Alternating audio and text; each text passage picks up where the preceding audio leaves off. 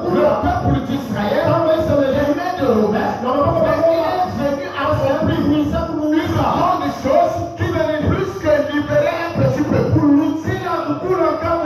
Amen. Amen. La première fois que l'évangile est venu, il y a eu un libérateur. C'était Moïse. Parce que Dieu les avait fait la promesse. Il avait fait la promesse à Abraham. Il a dit que ton peuple séjournera dans un pétrole. Mais je leur délivrerai par ma main toute puissante. Amen. Et quand Moïse est né, la bonne nouvelle est venue. Que le libérateur est né. Les enfants d'Israël qui étaient là-bas en Égypte, ils étaient contents parce qu'ils savaient qu'ils vont quitter leur position d'esclaves. Amen. Ils étaient contents de cette nouvelle que le libérateur est venu. Le libérateur, c'était Moïse. Amen. Mais quand Jésus est venu, c'est lui qui était le vrai libérateur. Mais les apôtres, ils n'ont pas compris. Les gens n'ont pas compris. Ils pensaient qu'il est venu pour les libérer de la main des colonisateurs. Parce que les Romains avaient colonisé les Juifs et les Juifs. Quand ils ont vu Jésus venir, ils pensaient que Jésus allait délivrer les mains de Romains. Mais Jésus était venu pour accomplir quelque chose de plus grand. Ils n'ont pas libéré seulement un petit peuple, mais ils libéraient le monde entier. Amen. Amen. Libérer l'être humain du péché, de la maladie, de la servitude. Et quand Jésus est ressuscité, c'était ça la bonne nouvelle. Quelle était cette bonne nouvelle? La bonne nouvelle, c'était que le Christ est ressuscité d'entre les morts. Lui qui était le parfait. Parce que Jésus, c'était le parfait. Dieu est dans ses mathématiques. Vous savez que Dieu est dans ses mathématiques. Mais si vous savez que le chiffre 3 c'est la perfection. Vous savez que le chiffre 3 c'est la perfection. Quand vous écoutez 3 c'est la perfection. Amen. Et comme je vous ai expliqué ça ici, que quand j'ai lu la Bible, j'ai vu dans le livre de Jean, non, dans le livre de Matthieu, dans le livre de Jean, de Luc, dans le livre de Jean, j'ai regardé la résurrection de Jésus. J'ai trouvé que les autres n'ont pas donné les détails. Mais il y a un qui a donné les détails de la vision. C'est Marie qui a donné les détails de la vision. Quand vous lisez dans Matthieu, on vous dira que Marie et l'autre Marie achetaient des aromates pour aller embaumer Jésus. Quand tu lis dans Luc ou dans Jean, on va te dire que les femmes étaient parties embaumer le corps de Jésus. Mais quand nous venons dans le livre de Marc, c'est Marc qui donne la précision. Marc qui nous dit que Marie de Magdala, Marie de Magdala, Marie mère de Jacques, et Salomé achetaient des aromates. Est-ce que vous comprenez cela? Il donne des précisions. Pourquoi des précisions? Parce que Dieu c'est un Dieu de précision. Dieu est dans ses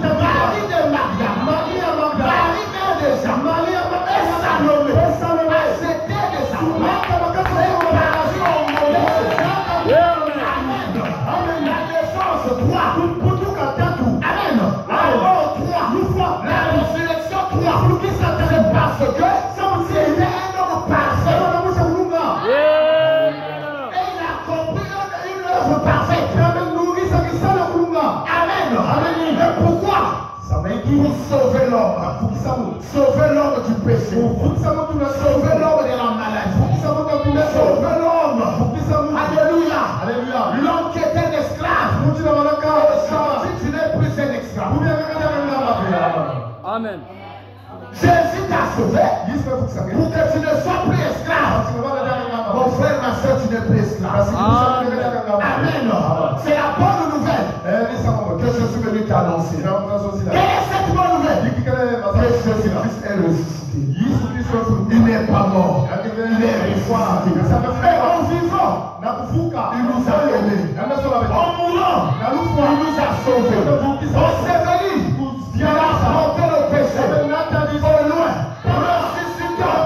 Alléluia. Il nous a ressuscité gratuitement. Pour toujours. Alléluia. Pour toujours. Complété pour toujours. Ressuscitant. Il nous a justifiés gratuitement pour toujours. C'est pourquoi le frère à la vie, dans la poursuite ce jour-là sur le cadet, au parent 80 il dit que Jésus-Christ nous a sauvés du péché. Le péché que nous avons commis, le péché que nous commettons. Alléluia. Le péché que nous allons commettre. Jésus nous a sauvés pour toujours. Amen. En vivant, il nous a aimés. En mourant, il nous a sauvés. En s'éveillant, il a emporté nos péchés. Ressuscitant, il nous a justifiés gratuitement. Est-ce que quelqu'un comprend ça? Est-ce que quelqu'un comprend ça? Pas qu'il t'a justifié aujourd'hui, qu'il t'a sauvé aujourd'hui, bien le Père du demain, non. Quand tu es sauvé, tu es sauvé. Quand tu es sauvé, tu es sauvé. Amen. Mais comment tu peux être sauvé? Tu dois accepter le Seigneur Jésus comme ton Seigneur et ton sauveur personnel. Alléluia. Quand tu prends ton baptême au nom du Seigneur Jésus-Christ, alléluia. Tu acceptes devant les gens, devant Dieu et devant témoin. Je veux maintenant te servir. Amen. Je crois à l'œuvre du Calvaire. Je veux maintenant te suivre comme mon Seigneur et mon sauveur personnel. Parce que ça va me dire que si tu acceptes, c'est-à-dire tu dis oui, Jésus m'a sauvé toi. Il dit c'est vrai, il dit cela ne te fera pas du bien. Tu dois l'accepter de tout ton cœur. Amen. Tu dois faire ce qu'il faut. Lui t'a sauvé, mais toi tu dois accepter cela. Cela ne te fera aucun bien. Parce que nous sommes sauvés par grâce au moyen de la foi. Tu dois avoir foi que Jésus t'a sauvé. Amen. Et tu dois accepter ton salut. Amen. En quoi faisant? En quoi faisant? En prenant ton baptême d'abord. Commence par le baptême de Dieu. Je parle de baptême de Dieu. Commence par là. Une fois que tu as pris ton baptême, au nom du Seigneur Jésus, tu as fini de prendre le baptême et que tu es né de nouveau. Amen. Et que tu es né de nouveau.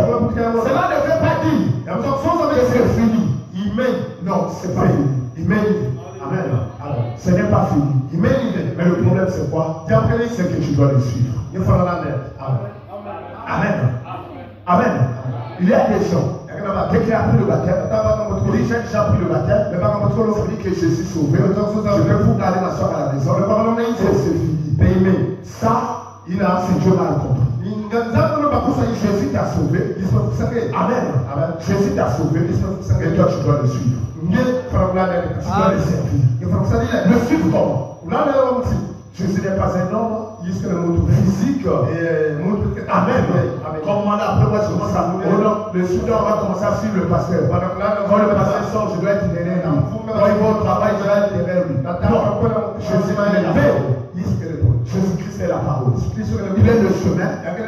Il est la vérité. Il est la vie. Ça veut dire une fois que tu as accepté le Seigneur, tu as accepté ton salut, tu as reçu l'évangile, qui est la bonne nouvelle, c'est que l'évangile a pénétré ton âme. Tu dois maintenant le suivre. Amen. Le suivre comment? Suivre sa parole. Marcher selon sa parole. Suivre ses lois. Suivre ses principes. Alléluia. C'est ce qu'on appelle suivre le Seigneur. Est-ce que quelqu'un peut me dire est-ce que quelqu'un peut me dire une fois que tu l'as accepté, tu dois le suivre comme ton Seigneur et ton sauveur personnel. Marcher selon la parole. Derrière lui. Amen. Derrière ce message. Parce que tu deviens un soldat. Et un soldat chrétien. Bon soldat chrétien. Marchons tous vers ce messager.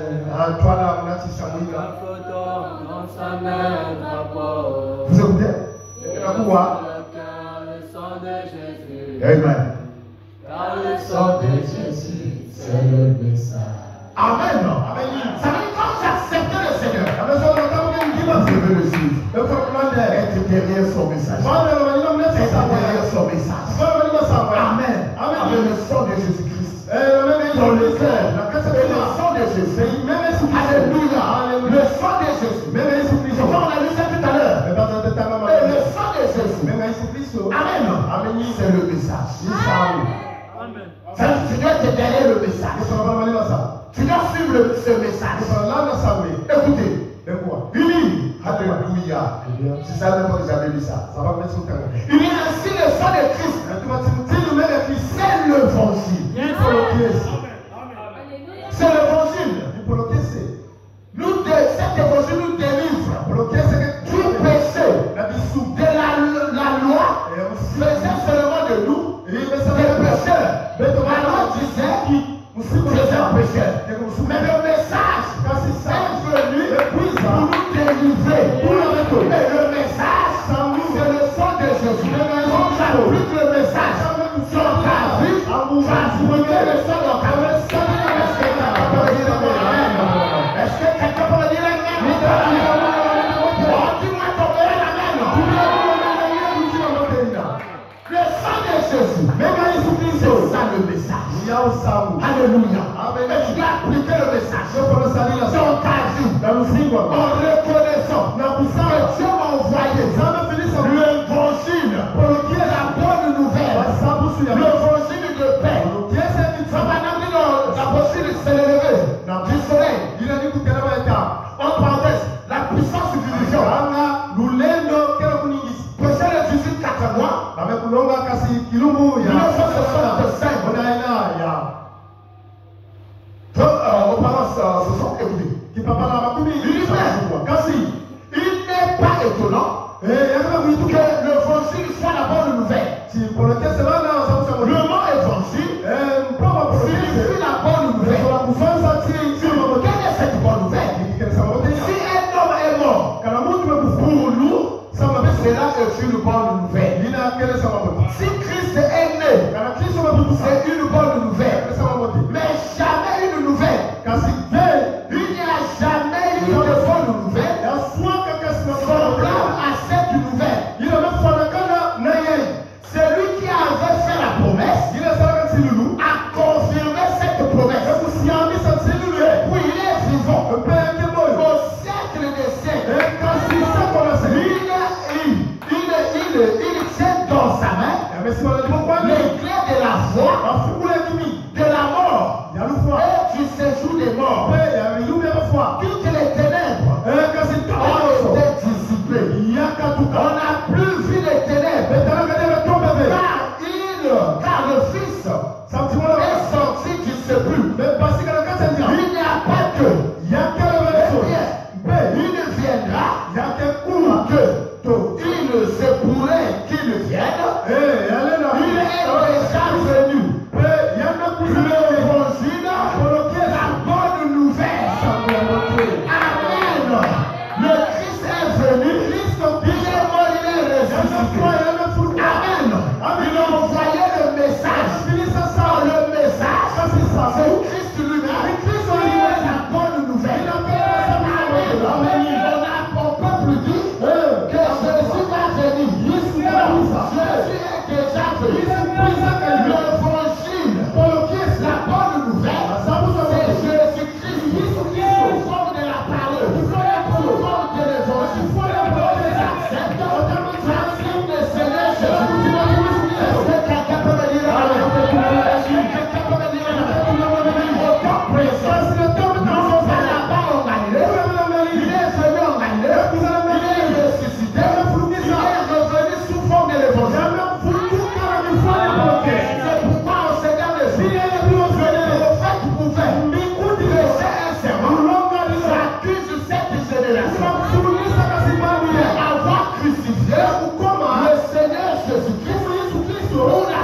seconde fois.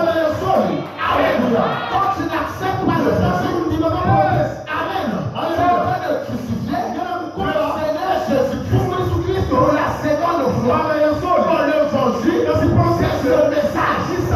Amen. Mais quand tu acceptes l'évangile dans ton cœur, et que tu te vas suivre le Seigneur de gloire. Alléluia. Tu acceptes Christ. Amen. Amen. Et quand tu viendras, dans sa seconde venue, il viendra pour te prendre. Est-ce que quelqu'un peut me dire un amen? Est-ce que quelqu'un peut me dire un amen? Christ n'est pas un homme ordinaire. C'est le Dieu de gloire. C'est le Dieu de gloire. C'est le Dieu tout-puissant. Amen. Il t'a sauvé. Bon, faut maintenant dire. Continue un peu dans le délire.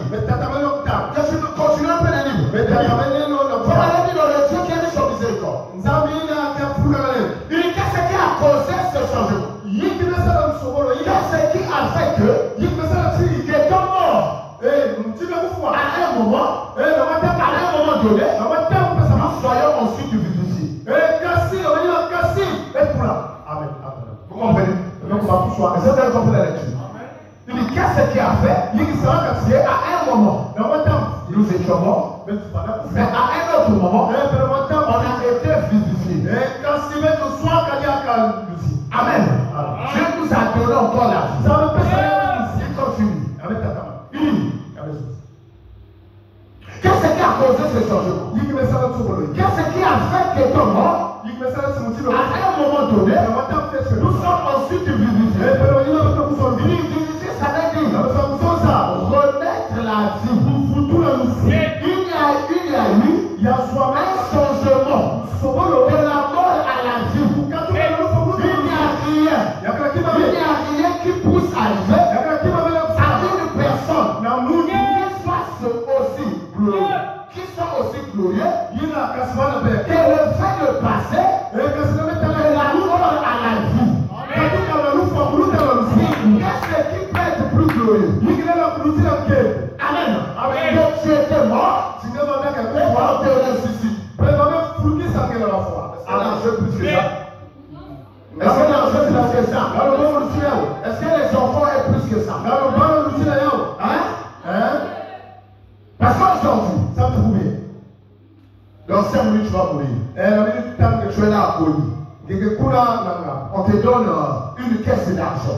Est-ce que tu en as besoin? Qu'est-ce que tu vas encore faire? Tu vas rien faire avec. Amen. La vie est plus que de l'argent. La vie est plus que le bien matériel. La vie est plus que tout. C'est pourquoi, quand Jésus est venu, il n'est pas venu nous délivrer. Il n'est pas venu délivrer les Juifs. Amen. De l'emprise seulement des Romains. Ça, c'est trop petit. Il fallait accomplir une grande œuvre. Donner la vie à toute l'humanité. Amen. C'est pourquoi ça va dire qu'est-ce qui dépasse. Amen. Quand quelqu'un va mourir, et qu'on puisse lui donner la vie. Amen. Est-ce que quelqu'un comprend ça? Est-ce que quelqu'un comprend ça? Il y a eu un changement de la mort à la vie. Il n'y a rien qui puisse arriver à une personne qui soit aussi glorieux que le fait de passer de la mort à la vie. Un homme, s'il était mort, physiquement, et qu'il soit guéri physiquement, ce serait quelque chose de glorieux. Amen. Mais il ne peut rien lui arriver d'aussi glorieux que la voix était morte spirituellement. Et Dieu lui a rendu la vie. Amen. Je n'ai pas écouté un amen. Quand tu comprends pas ce que je dis ici, Frère Branham me dit, déjà physiquement c'est glorieux. Mais il n'y a rien qui peut dépasser un homme qui est mourant qui est mort spirituel, qu'on puisse lui remettre la vie. Parce que ça mourant qui est mort spirituel, quand les gens seront dans le millénium, pendant 1000 ans sur la terre, moi si tu es mort, tu seras en enfer en train de brûler. Pendant 1000 ans, c'est trop difficile. Mais si Dieu t'a donné la vie, tu vas épargner toutes ces choses.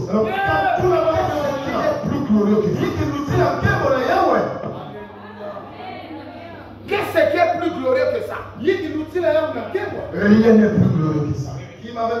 Vous étiez jadis autrefois mort. Vous étiez mort. Et même bien des gens ici, ce soir, à un moment donné, vous pouvez regarder en arrière et reconnaître que vous étiez mort. Mais maintenant, comment se fait-il que Dieu vous, que vous ne soyez pas mort? Lui dit ce soir, je dis ce matin. Comment vous étiez à un moment-là, vous étiez des êtres dans cet état-là, parce que vous étiez un pécheur. Mais Dieu guérit son miséricorde. Alléluia. Le Dieu guérit son miséricorde. C'est ça. C'est la chose. Dieu guérit son miséricorde. Tout ce que nous étions là. Mais Dieu, c'est bien. C'est qui a opéré. C'est lui qui a opéré le changement. Dieu guérit son miséricorde. T'as remis la vie. Amen. Toi qui étais mort dans le péché, toi qui étais mort dans la monalité, toi qui étais mort dans l'incrédulité, mais Dieu guérit son miséricorde. T'as envoyé le message, t'as envoyé l'évangile, la bonne nouvelle, t'as rendu la vie. Il t'a rendu la vie. Quand tu peux regarder derrière, tu vois ce que tu étais et ce que tu es. Il y a un changement. Pourquoi le changement? Parce que Dieu t'a remis la vie. Amen. Maintenant, si Dieu t'a remis la vie, quel est tout ton comportement? Comment tu dois vivre? Tu dois le suivre. Alléluia. Alléluia. Comme le fou de Gadara. Il était un fou. Amen. Il était un fou. Mais quand Jésus l'a guéri, et que Jésus l'a guéri, Amen. Partout là où Jésus partait, il le suivait. Quand Jésus a prêché sur les montagnes, il le suivait. Quand Jésus a prêché dans les vallées, il le suivait. Partout là où Jésus partait, Jésus le suivait. Vous savez pourquoi? Il a reconnu la grâce. Le fait que Jésus l'a guéri. Lui qui était malade. Alléluia. Lui qui était malade. Lui qui était fou. Mais Jésus l'a ramené. Alléluia. Il a donné la vie. Il a délivré de la folie. Et il se mettait à le suivre. Maintenant, toi mon frère, toi ma soeur, si réellement tu as reconnu le Seigneur Jésus, que c'est vrai que tu as remis la vie, je crois que tu vas commencer à le suivre. Et tu vas commencer à accomplir de bonnes choses. Amen. Tu vas commencer à accomplir de bonnes choses. Lui t'a sauvé. Qu'est-ce que toi tu dois faire? Au retour, tu dois accomplir de bonnes choses. Est-ce que tu as accompli de bonnes choses? Est-ce que tu as accompli de bonnes choses? Alléluia. Tu viens en retard à l'église. Tu as accompli de bonnes œuvres. Les bonnes œuvres, je dois suivre Jésus. Alléluia. Je dois suivre ses lois et ses principes. Amen. Je dois suivre ses lois et ses principes. Et frère Branham dit que quelqu'un qui a la vie en lui, il sera impatient. Il va voir les portes de l'église s'ouvrir. Et quand cette fois, je répète ça tout le temps. Tout le temps, je dis ça ici. Alléluia. Alléluia. Mais les oreilles sont trouées. Il y a des gens, les oreilles sont trouées. Jésus le disait, quand il était sur la terre, il disait que je parle parfois en parabole. Il dit de peur que les gens puissent écouter. Amen. Et de peur qu'ils se convertissent et qu'ils soient sauvés. Parce qu'il y a des gens qui seront sauvés. Il y a des gens, quel que soit comment tu peux prêcher la parole, ils ne seront jamais sauvés. Ils ne reconnaîtront jamais l'évangile. Ceux qui reconnaissent l'évangile, ce sont ceux-là qui étaient dès le commencement. Amen. Avec Dieu, il avait choisi dès avant la fondation. Éphésiens le chapitre 3.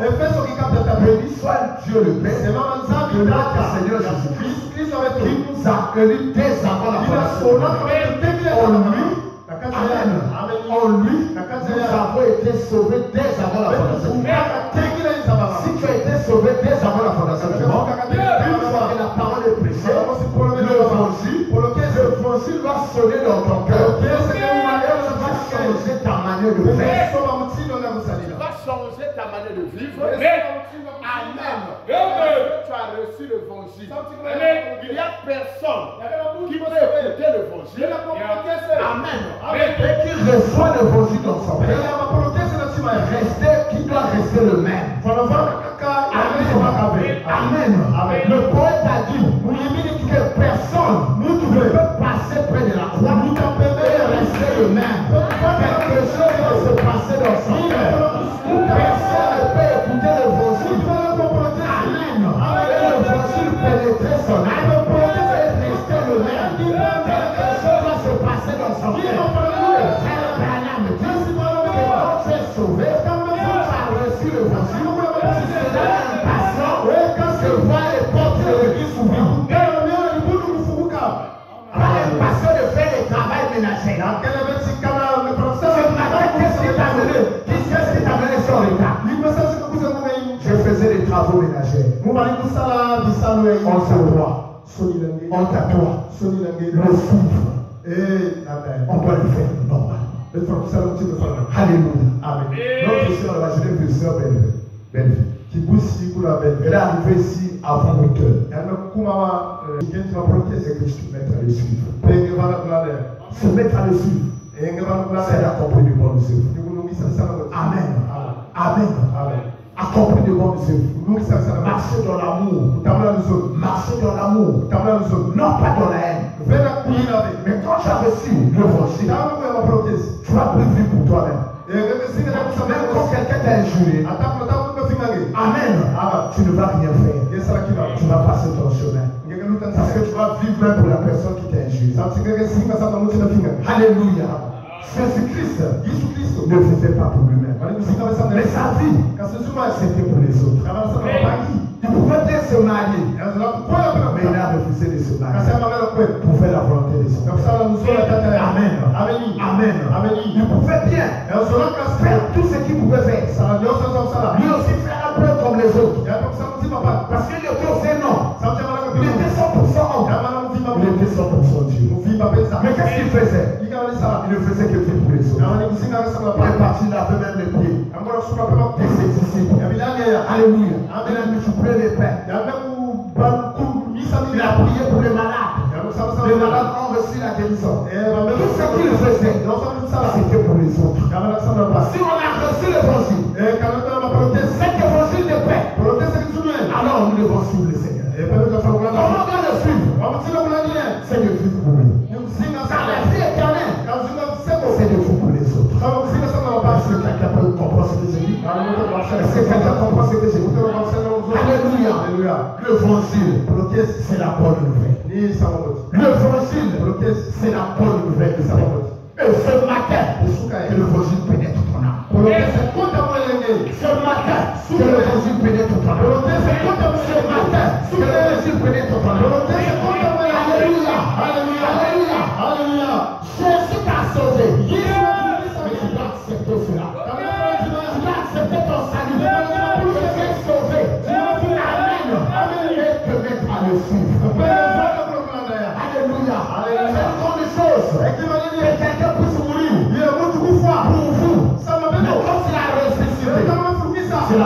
des choses. Alors que l'on partait dans les esprits de mort, Jésus-Christ a frayé un chemin pour ceux-là qui écoutent l'évangile, et pour pénétrer dans les esprits de mort, mais pour pouvoir gagner ça au-delà du Dieu. Est-ce que c'est pas merveilleux? Est-ce que c'est pas merveilleux? Est-ce que c'est pas merveilleux? Toi qui es un esclave, ici sur la terre, les sorciers, la magie, le péché, toutes ces choses, péché sur toi. Alléluia. Le monde entier, les sirènes, les démons, les pactes que ta famille avait signés avec les génies, avec les sirènes, dans les grottes, toutes ces choses que péché sur toi. Mais toi tu as accepté le Seigneur Jésus. Tu n'es plus sous cette influence. Amen. Parce que Jésus, il est mort pour toi. En vivant, il m'a aimé. En vivant, il m'a sauvé. En s'éveillant, il a emporté le péché. Ressuscitant, il m'a justifié gratuitement. Aujourd'hui, tu dis qu'il n'y a plus de condamnation pour ceux qui sont en Jésus-Christ. Car la loi de Dieu, en Jésus-Christ, l'affranchit de la loi du péché et de la mort. C'est pourquoi les péchés que les années allaient combien Amen. Le fait d'aller signer les pactes, ça n'a pas d'influence sur moi. Ça n'a pas d'influence sur moi. Et ça avait l'influence. Parce que je ne connaissais pas la chose. Parce que tu n'avais pas encore accepté le Seigneur. Mais ce matin, je te donne la bonne nouvelle. Ces choses n'appellent le pacte. Ces choses n'appellent le pacte. Jésus t'a sauvé.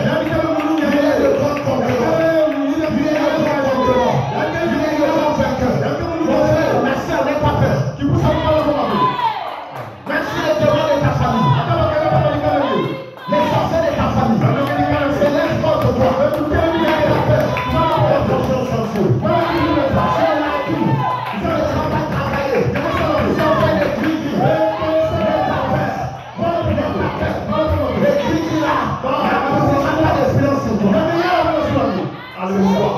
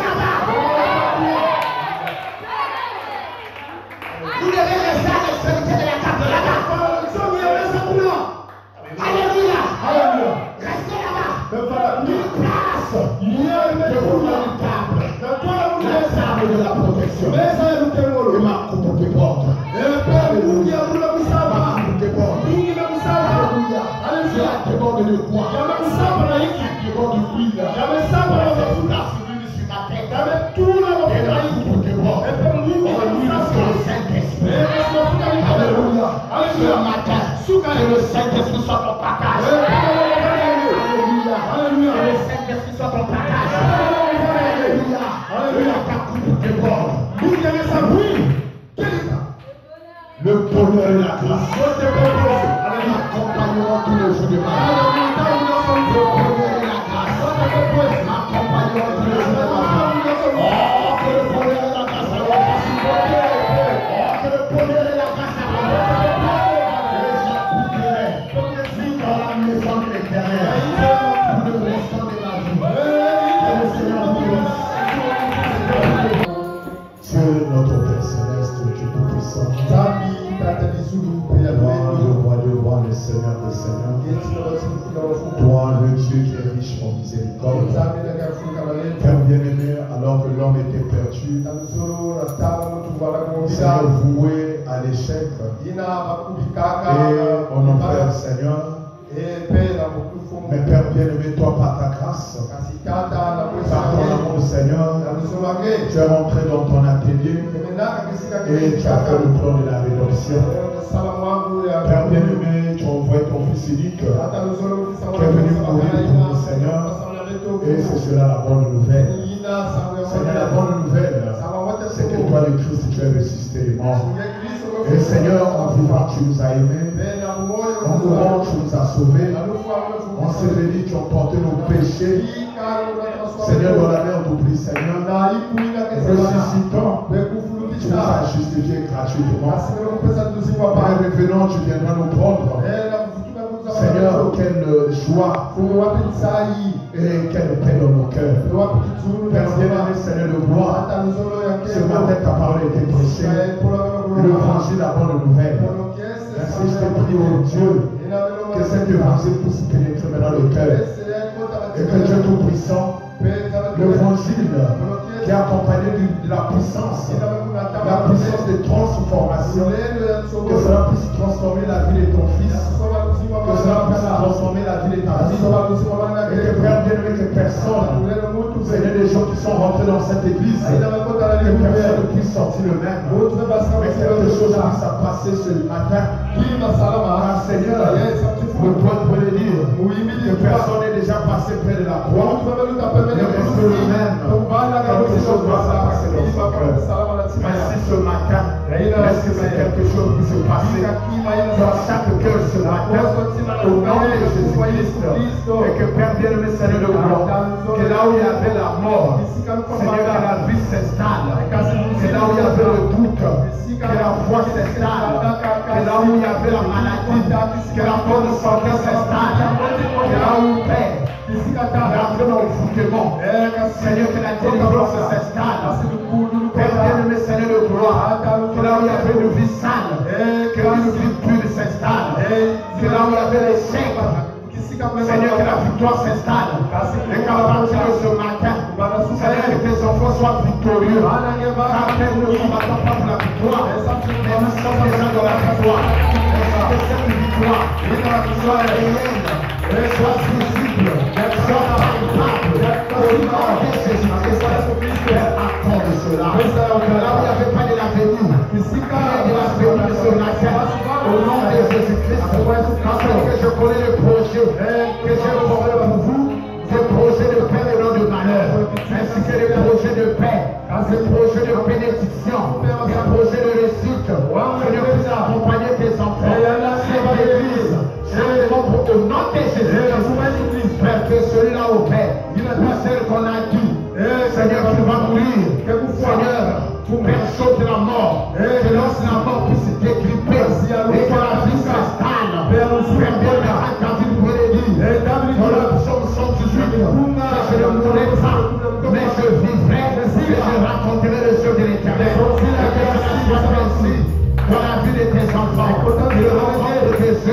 Si nous témoignons de ta gloire, au nom de Jésus-Christ, Père, accorde cela. Père, alors que nous sommes arrivés à la fin, bénis ta parole, l'évangile, qui a été prêché ce matin.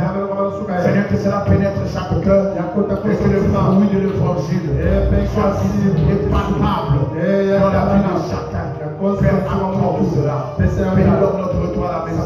Bénis ce dimanche, Seigneur, que ce dimanche soit un beau dimanche, un dimanche de joie, un dimanche de paix, un dimanche de victoire, un dimanche pas comme les autres, Seigneur. Et que permette ce matin, qu'il est le dès ce moment, dès ce moment, j'ai écouté l'évangile, ma vie a changé. Accorde cela, Père. Père, maintenant nous sommes à bénis les dîmes et les offrandes. Bénis notre retour à la maison. Bénis nos âmes qui étaient dans ta présence. Bénis nos esprits ainsi que nos corps. Ainsi soit loué donc, Père. Sois béni. Sois glorifié. Sois élevé. Sois magnifié, Seigneur. Quand je dis le louange, nous avons l'approbation, les actions de grâce, au nom de Jésus.